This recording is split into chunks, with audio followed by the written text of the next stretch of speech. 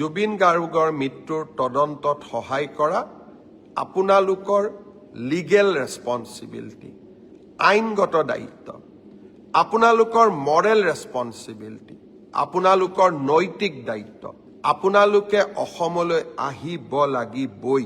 যিসকলে অসমলৈ নিজে নাহে তেওঁলোকক কেনেকৈ আনিব লাগে তাৰ বাবেও আমি আইনৰ ব্যৱস্থা ল'বলৈ কুণ্ঠাবোধ নকৰোঁ। জুবিনৰ মৃত্যুৰ ভিছেৰা ৰিপৰ্ট দিয়াৰ পিছৰ পৰাই এই ঘটনাটোৰ প্ৰতি CIDয়ে ইয়াৰ গোটেই ঘটনাটোৰ ওপৰত এটা নিৰ্দিষ্ট দিশ বিচাৰি পাইছে আৰু মই ভাবোঁ যে খুব কম দিনৰ ভিতৰতে আমি জুবিনৰ মৃত্যুৰ সৈতে জড়িত সমস্ত ঘটনাৰাজি আদালতৰ আগত আমি প্ৰকাশ কৰিব পাৰিম।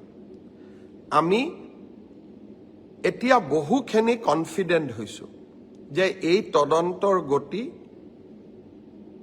আকাংক্ষিত গতিৰে আগবাঢ়িছে আৰু আমি নিৰ্ধাৰিত সময়ত আদালতক সমূহ খবৰ আমি জনাব পাৰিম।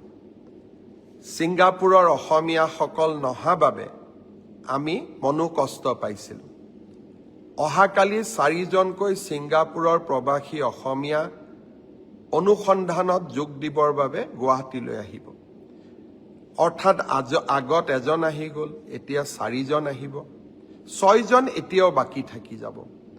মই সেই 6গৰাকী অসমীয়াক আকৌ এবাৰ ক'ম যে অসমৰ হিয়া আমঠু, প্ৰাণৰ শিল্পী জুবিন গাৰ্গৰ মৃত্যুৰ তদন্তত সহায় কৰা আপোনালোকৰ লিগেল ৰেছপন্সিবিলিটি, আইনগত দায়িত্ব, আপোনালোকৰ মৰেল ৰেছপন্সিবিলিটি, আপোনালোকৰ নৈতিক দায়িত্ব আৰু আপোনালোকে অসমলৈ আহিব লাগিবই।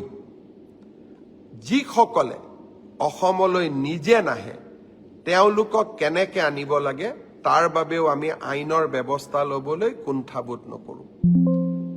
মই আশা কৰোঁ আপোনালোকে সোনকালে আহক।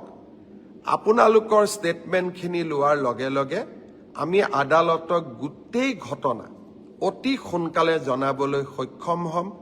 কাৰণ আকৌ এবাৰ কৈছোঁ, যোৱাকালি CFL দিল্লীৰ ৰিপৰ্ট অহাৰ পিছত এতিয়া আমি বহুত বেছি কনফিডেণ্ট যে জুবিনক ন্যায় দিয়াৰ প্ৰক্ৰিয়া, ন্যায় ন্যায়ালয়ে দিব, কিন্তু ন্যায় দিয়াৰ প্ৰক্ৰিয়াক আমি ত্বৰান্বিত কৰিবলৈ এতিয়া সক্ষম। মই যেনেকৈ প্ৰথম মোৰ ফেচবুক লাইভত কৈছিলোঁ যে জুবিনৰ ঘটনাৰ সম্পূৰ্ণ তদন্ত আমি কৰিম, আমি জুবিনক ন্যায় দিয়াম। আজি মই বহুত আত্মবিশ্বাসী যোৱাকালি CFLৰ ৰিপৰ্ট দেখাৰ পিছত যে হয়, এতিয়া আমি যি আপোনালোকক প্ৰথম দিনা মই প্ৰতিশ্ৰুতি দিছিলোঁ সেই প্ৰতিশ্ৰুতি নিশ্চিতভাৱে আমি ৰক্ষা কৰিব পাৰিম।